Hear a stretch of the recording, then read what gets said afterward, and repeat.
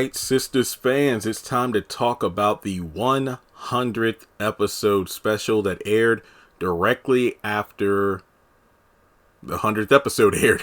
I didn't watch like the first maybe 45 seconds because my live stream didn't cut off for the episode until like 10:03. So then as soon as it switched over, it was at the part where, the host was just introducing us to the sisters, one by one. And I did see part of it online. The part that I missed, it was just simply, the host getting the girls some drinks and whatnot. And that was pretty cool. And yeah, the entire special took place in Andy's penthouse. A nice touch, a good way to make use of that set. I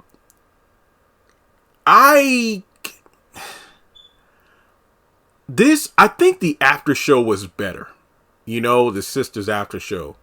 I think what was missing from this special was the fan interaction. It just felt like that was what was keeping the special down. I'm not saying I didn't enjoy it. I think one of the best parts about it was we had DeVal and Anthony, Zach and Calvin respectively. They were there, unlike the after shows.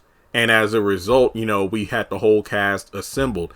And if I remember correctly, when they filmed the after show last year, the reason they weren't there, I think DeVal was working on another project. I think it was that Lifetime movie, the thing with Amber Riley and Raven Godwin. I think it was that one movie they did together and DeVal was in there. It was either that project or another one because DeVal's a busy guy, but I know that's why DeVal wasn't there. And if I remember correctly, Anthony, his son was just born, so he wasn't there either. So it was good to see the full cast in attendance. I love that element of it. And I know some people said this too. It's like, look, the show is called Sisters, Jeremy, but I just hate that the guys were just there for one segment and then they were gone. I think even though it is Sisters, obviously, and it's a female driven show, the male characters bring a lot of substance to it as well. And you could also argue that the women's connections to the male characters is even more of a drawing factor, the thing that makes fans want to watch the show even more than the women and their connection to each other, So yeah, they were there for one scene. They all got to speak. And then when we got back to a commercial break, it took me about halfway through the next segment to go, oh wait, the guys are gone. So it just felt like, honestly, I could listen to these, cast members talk for like a good 3 hours and not be bored. Just listening to behind the scenes stories, things like that. Because the thing about it was, this was more about the cast reminiscing, and that's fine. But it's like when you watch the after show, a lot of what was said there is what was also said in this particular special. And the fan factor, like the lack of the, fan tweets or even like, little cutaways to fan videos where it's like, oh yeah, I love Sisters. I feel like that's what was missing. But then again, yes, if you look at it from the perspective of Jeremy, this was just a special for the cast to reminisce, then it was fine. But when you look at it from maybe it's on me because I consume so much of these interviews and the live streams. Look, I don't watch every single one. I don't have time, but people send me like clips like, hey, Jeremy, listen to this part from this live, or hey, this actor did an interview on this podcast or this news station or this radio station. Maybe because I consume so much of that, that's why this special kind of felt mad to me, because I've heard it before. But the special factor of it was seeing the cast together. And I gotta say, and this isn't me picking favorites, but it kind of is, I could not take my eyes off of Ebony Obsidian because she looked incredible in that dress and the hair and everything.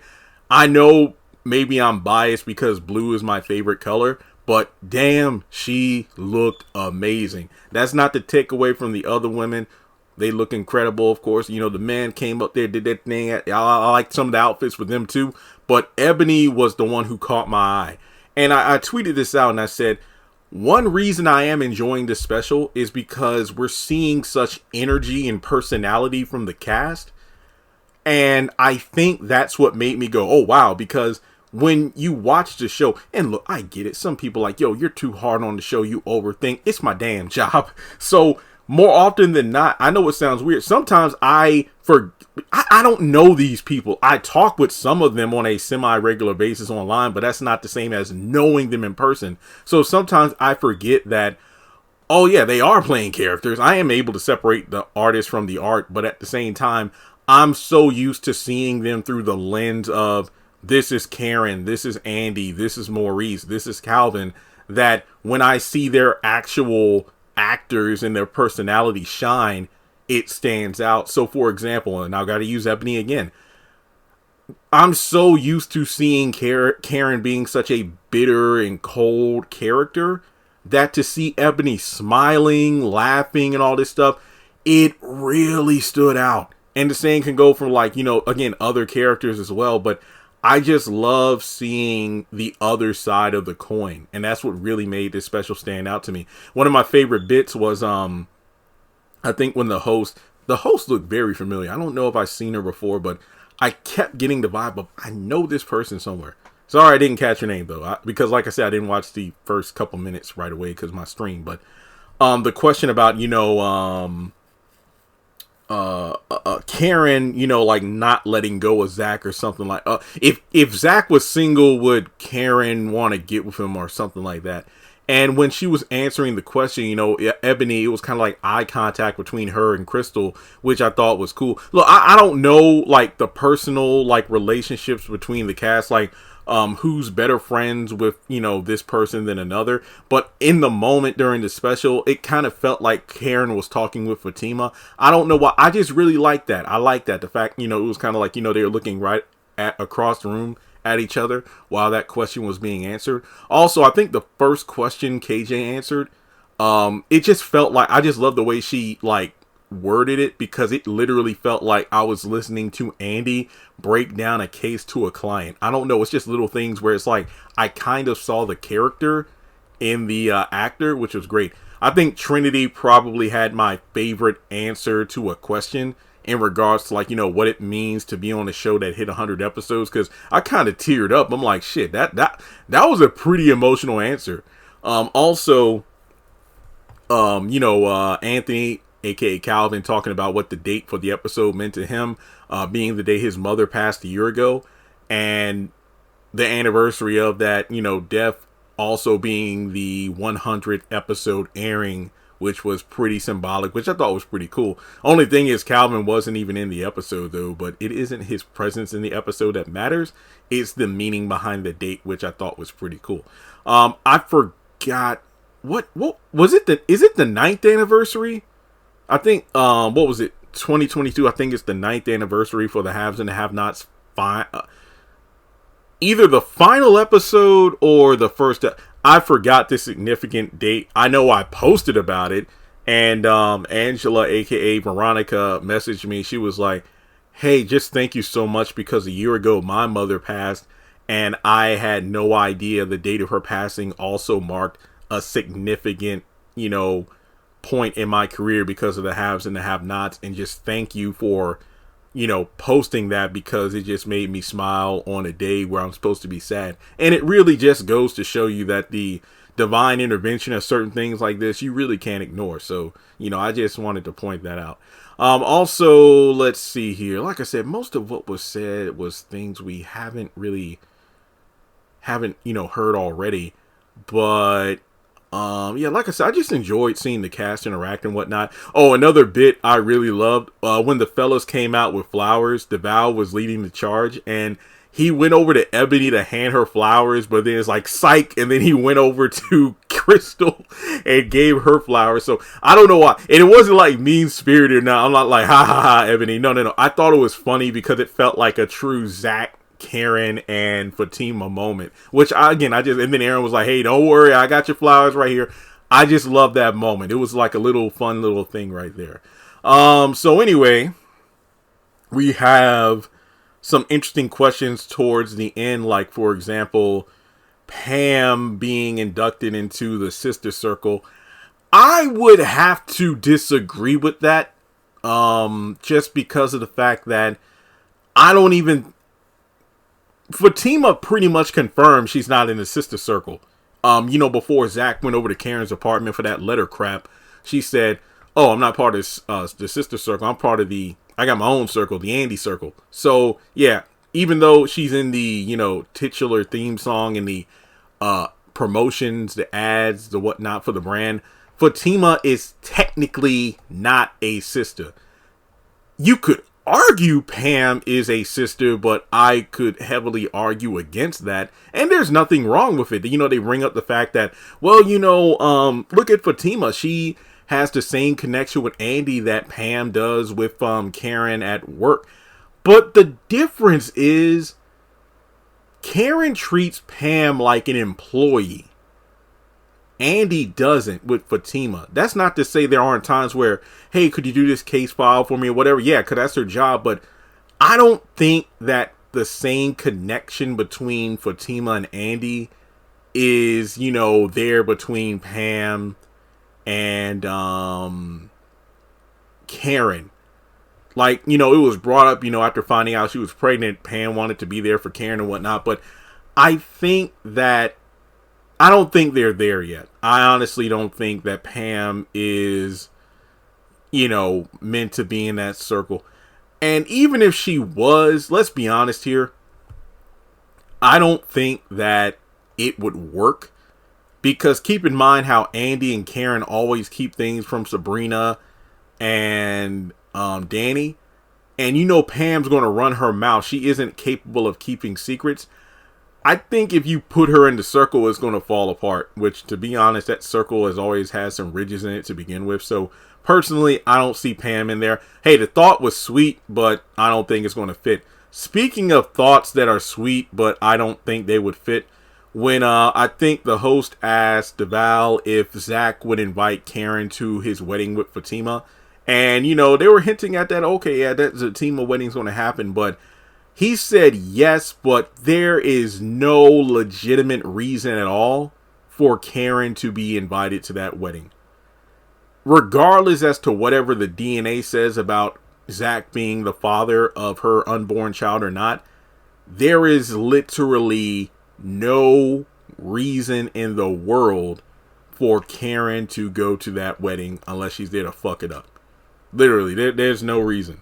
Let's see. Aside from that, they pretty much talk about, okay, the moment between Mignon and KJ talking about their body count. It's like, is that really something to be proud of? Like, it kind of reminds me of the whole thing regarding the after show when the after show was in season 3, I think, and KJ was talking about Andy taking back some of her power and whatnot, and then Tyler was like, wait, you mean by like sleeping around and everything? It's like, men have power and whatnot, and they're able to do it, so women should be able to do it too. So literally, you're cheering for Danny and Andy being whores, but then when those characters are called out in the show for doing that, they want to catch an attitude.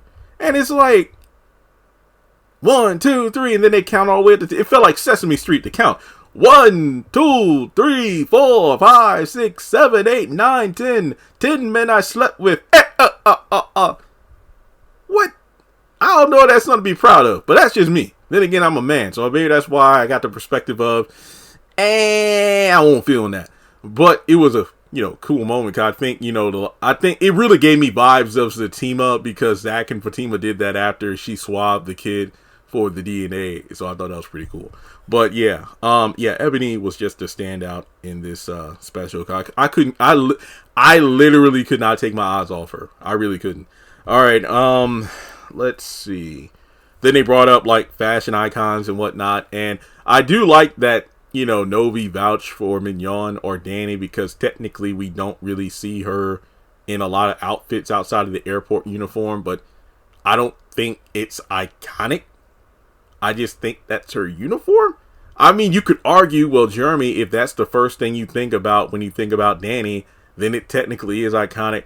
You could throw around definitions all you want, but I mean, yeah, she looks, pretty good in the outfit. I ain't, knocking the outfit. It's just that Andy, I think Crystal even pointed to Andy to having some of the best outfits. I would have to agree with that. I am not really a fan of the way she wears revealing clothing to her job, but in terms of outfits, Holy shit. Yeah, KJ has definitely had some standout outfits, but one of the standouts for me was definitely the one after Zach signed the paperwork for the house and then Fatima walked out of the back room in that lingerie, the stockings, the heels and shit. I'm like, damn. But yeah, don't knock Crystal though. Crystal got some pretty damn good outfits herself. Let's see here. I do feel like what was another thing? I'm trying to think. I think okay, and then of course, when the cast talked about certain things, I think KJ said something about, Andy slowly but surely getting that strength of her own to leave Gary behind. It's been 100 episodes. It ain't going to happen. If it was going to happen, it was going to happen by now. And that was another thing, even though, and I mentioned this when I did the TV Line article video going over the photos of the behind the scenes for the 100th episode event.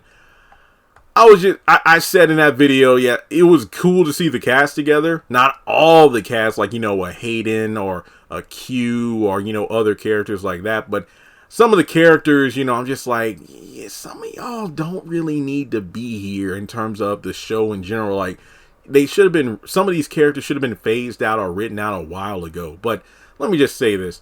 Despite my feelings on the show itself in terms of the quality, the pacing, the lack of development, I can't have nothing but love and just, congratulatory feelings for the cast because they're part of a hit show.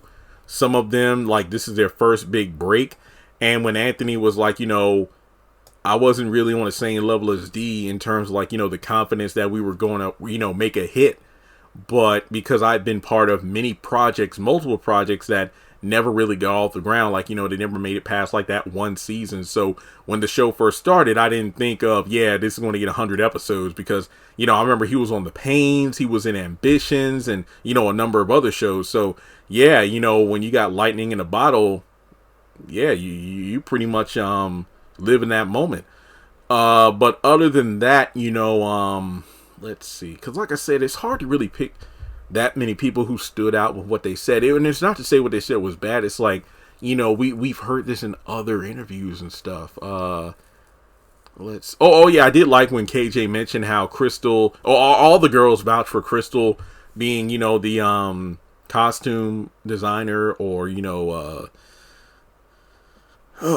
was in charge of wardrobe during season 1, and she was able to put the ladies in clothes that at that point in their lives and career they had never really worn before. So then learning about tailoring and whatnot, and I just love those little moments from behind the scenes where it's like the connection between the cast goes beyond simply reciting lines to each other. So I just love like the impact of where they were in like 2019 to where they are now really is different, and it shows. So just seeing the quote unquote glow up of their lives, both professionally, financially, and of course personally with each other is always a great thing.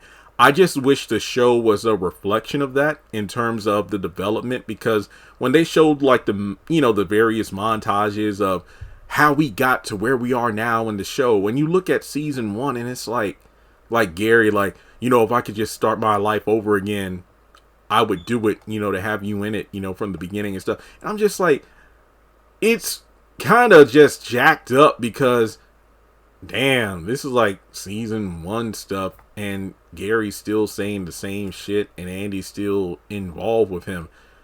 100 episodes, for real. I mean, hey, if it works because of ratings and all, but I don't really know.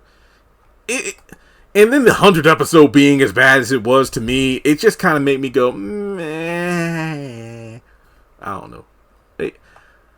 I was kind of just a short story here. I was talking with my mom the other night about, just Sistas and Jim. My mom, to my knowledge, she has only watched 3 episodes, 2 of which she watched with me. But and it just goes to show, I don't know if it's because I'm cynical or, because I've been doing this for years and it's my job. I'm kind of like lost the joy of watching some of these shows, but it's because I think sometimes when you watch these shows, you're supposed to cut off your brain and not think and just enjoy it for what it is. But when you do what I do, which is dissect everything, look in between the lines and you just notice a lot of continuity that's jacked up, or it's like, I mean, episode 23 of the show, I can watch that and then watch episode 75 and then look at the characters and I'm like, has anything really changed? Has anything really developed past, where we were, a couple seasons ago? And the answer is no. It's like, why do you keep watching it? So I just looked at my mom's face when I was talking about, kind of the, grievances I have with some of these shows. And it was like, well, I mean, just a show. I mean, I think it's because she's still scorned by the haves and the have-nots. My mom has not let go of how mad she was when she watched the haves and the have-nots finale with me, because she was pissed off just like I was. So it's like, it's a Tyler show. It's like, well, he puts out anything. Basically, the guy just churns out gold. And when you do that, there's really nothing you could do. So no matter how much you dissect it, how much you break it down, hey, you're doing good. Your channel's doing great. You're making good money. The fans love you and whatnot. But there's really nothing you can do about the quality of the, work. And I know that fact. But when you hear it from your mom, it's like another level of, well, shit, she's right. But it's my job and I need a house, so I got to do this. But no, some people have said, why don't you write your own script? I will possibly do that one day when I get a house, because I can actually focus on shit and I don't have to work at a certain time. Hence why, and I've said this multiple times, when I had an apartment, I can work around the clock. I didn't have to worry about noisy people, not being able to record because people were snoring. I had my own big room with good acoustics and everything. I have my small childhood room. You see my room when I do my live streams. The shit's small. And this isn't me going on a rant about what I don't have. It's to explain my grievances of, while I feel love and I'm happy for the success of the cast, I don't feel like it was deserving of a 100 celebration special, because the show itself has lost what made it special in the beginning, in my opinion. But that's just me. Plus, the team was pretty awesome, and I know that eventually they'll have their 100th episode too. My only hope is that Zatima, while season 1 was not perfect, it was a hell of a lot better than anything we've had from Tyler Perry during the BET era so far. I just hope that DeVal, Crystal, and the rest of the cast are as involved with the creation and making of the show as they were in season 1 and beyond, because that quality is what separates it from Sistas. And to be completely honest, if Sistas wasn't the #1 show on the channel, I would legit say I'm done watching Sistas. I'm only watching Zatima, and then I'd, still be doing other shows too. But, I remember 2019. That was when I first branched out. I'm like, I want to review more than just the haves and the have-nots. And at a time, I had like 7 or 8 shows I was reviewing each week. Have and Have-Nots, Greenleaf, If Loving You Was Wrong, Assisted Living, House of Pain, Ruthless, Sistas, Bruh, The Oval, close to 10 shows. And Ambitions. I was juggling like 10 shows. And I remember my Sistas videos, and I'm talking like early to mid season 1. My videos were not doing well. And I quit for like 3 weeks. I remember this very well, because a lot of people were like me. It's like, okay, this show does not need to be 40 something minutes long. It could easily be like a 20-minute, 30-minute show, because there were a lot of pauses between lines of dialogue. A lot of the acting kind of felt stiff and repetitive. Go back and watch season 1 on BET Plus. You will notice it. It was like in your face obvious, like, bro, why are they looking at each other like for 30 seconds between, after each line of dialogue? The show has gotten better with that. But, yeah, it's just like, I wanted to leave, but then somebody was like, yo, episode 16, I think I quit watching like episode 14 or something. And so I was like, yo, get back into the show, it's good. And then it got good. So kind of like Ambitions, towards the end of the first season, that's when people began to rock with the videos. And then Sistas became a hit. But when you look at it now, it's like, there's so much untapped potential within the show that I don't think Tyler's ever going to utilize it, because technically speaking, he doesn't have to. The show is already a hit, so why put in more effort when the show is already #1? When it's already, in syndication because it reached 100 episodes. So don't let what I'm saying now ruin the good things I said about the special in terms of the cast and, you know, just their success and what the show has done for their lives in multiple areas. Like I said earlier, financially, professionally, personally. It's just that I don't feel like this is Tyler's best work. It is one of his most well-received shows, but it definitely isn't one of his best in my opinion.